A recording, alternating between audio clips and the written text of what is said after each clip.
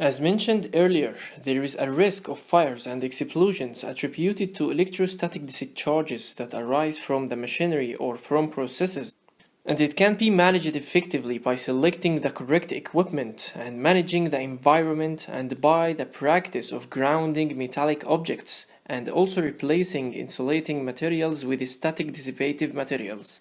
And where the presence of a flammable atmosphere is possible, the electrostatic discharges must be controlled, and there are three key methods available, which are the earthing of conductors, which may also include operatives, and the minimization of electrostatic charge generation, and the maximization of a charge dissipation.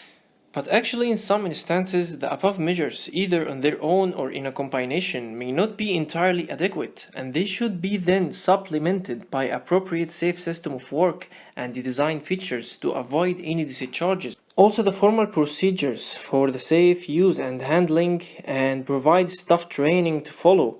Also, the provision of lightning conductors is the main control measure for preventing fires and explosions occurring from lightning strikes. Also, to combat the fire risks from poorly maintained mechanical equipment like bearings running dry causing friction, which can in turn ignite excessive levels of contaminated grease. All such equipment should be included on a planned preventive maintenance regime. And of course, the risk assessment will ensure that the correct selection of plant and equipment for use in hazardous area, which can in turn minimize the risk relating to such equipment.